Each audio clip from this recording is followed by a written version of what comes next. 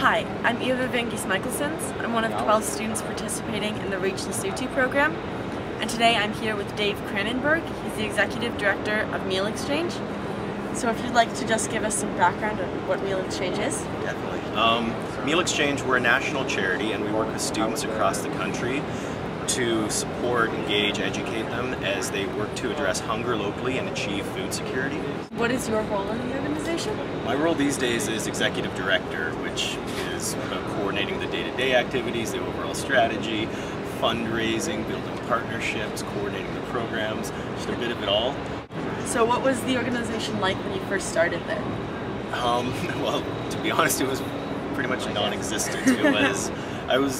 I was one of the founders' first recruits and started the chapter at the University of Guelph.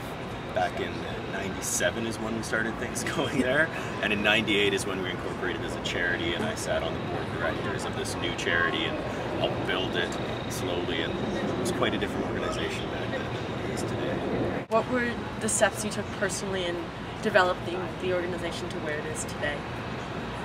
There's a couple of big moments that stick out for me. One was when I was in my third or fourth year of university, and I had a chance to go on an alternative reading week as a service learning project. So there was a group of us from the University of Guelph that went to Vancouver to work in the downtown east side, and it was an opportunity to learn there about community development from the community's perspective. In the classroom we learned a lot about theory of why things are the way they are, but we rarely get a chance to see it with our own eyes, and that's what experiential learning is about, is actually going there, understanding more, hearing from the community. That was a big moment for me, realizing that's the community development around food is what I wanted to do, that I wanted to somehow find a way to make that part of my life, and a Meal Exchange was that opportunity to go beyond just food charity to look at community development through food. You said you started in 1997? Yeah. What has it been like for you developing alongside the organization as it has grown and how you have grown? That's a tough one, because it's one of the biggest challenges is that I found as being the leader of the organization, is that the organization's growth is both limited and enabled because of your own personal skill sets. Yeah, me and Meal Exchange definitely co-evolved. So you say that was your biggest challenge in involving the organization? Yeah, is that it's very personally demanding. It's because you're trying something different and new, you're building relationships, and most of the time you're beyond your skill set. So you're challenging yourself, and you're just hoping I have the skills to make it through this, and the support from friends and family and peers to actually do it. And that's the biggest thing, is realizing that support was there. And one of the biggest things that I wasn't doing early on in my days was asking for it and seeking it out, that I was trying to do a lot myself rather than seeking support. And that was a lesson that took me a while to learn. And what was it like dealing with that on a personal level, like realizing that you had those connections that you could go to? Transformative is the word that would come to mind. To be honest, I struggled with some depression early on, going with the weight of what I'd taken on and thinking that I was in it by myself, with some help, but not realizing the extent to which other people supported it. But I realized I'd reached out, if I'd reached out earlier, I would have saved myself a lot of grief and anxiety. So it was transformative, and that was through a couple people that worked directly with me that helped me understand a lot of people share this vision. So tapping into that energy, that belief, and realizing a lot of people share the vision is the biggest thing. Your organization works a lot with youth. Was there anything that inspired you when you were young figuring out what you were going to do with your life? Figuring out what I wanted to do with my life. Well, in high school I was involved in a lot of different things, and I think when I reflect back on it, it was that I was testing a lot of different things, whether it be student council, athletics, and academics, and whatever it might be. It was just, I was trying to soak it all in and do a lot of different things.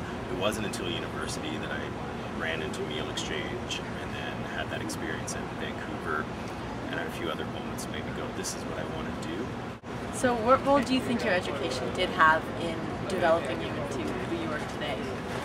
Well, that's an interesting one too, because up until third year university, I wanted to be a veterinarian, and I was studying zoology at the University of Guelph, ready to become a vet. I was solely focused on that goal, and I had the experience and the grades to make it happen. But one of the things that, to get into grad school or med school, you need to have a nice, well-rounded resume. And even back in high school, I understood that. And so, if I was being completely honest, that was part of my motivation for at first getting involved, was to meet this requirement put on us to be well-rounded individuals. But I realized I really liked it, and that there was something more to it, and that I wanted to explore it some more. So eventually I switched out of my Bachelor of Zoology into a BA of Criminal Justice and Public Policy. It was a combination of sociology, criminology, politics, public policy, because I just wanted to explore that some more. So the education has continued. I thought about one time pursuing a master's, thinking about that, but realized that the education I'm getting in my role at Meal Exchange is the equivalent of any master's when it comes to community development, food security, nonprofit management, all of that. So what do you think had a greater role, either the courses you took or the extracurriculars you were involved in? It's no secret that I say it's the extracurricular without a doubt.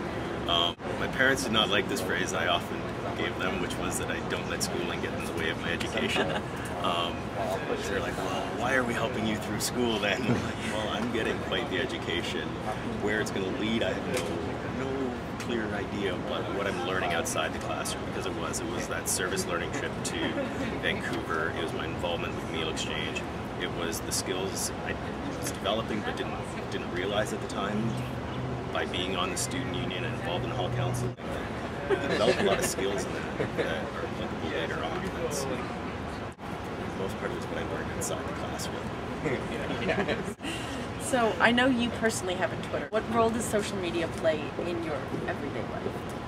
When it comes to social media, the thing that I like most about it is that it's an easier way to engage with people.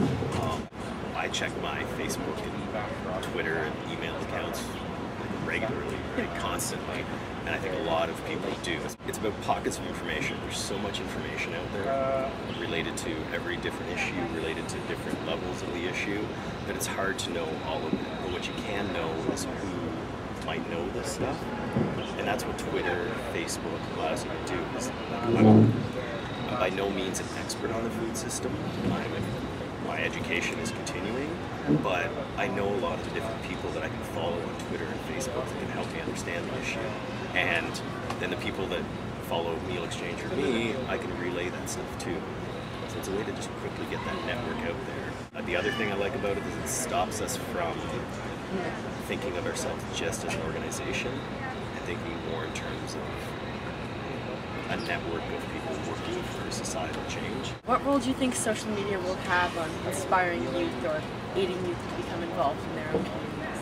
I think the last election was a good example of how social media was used, because the vote mobs that started in Guelph quickly spread to campuses across Canada.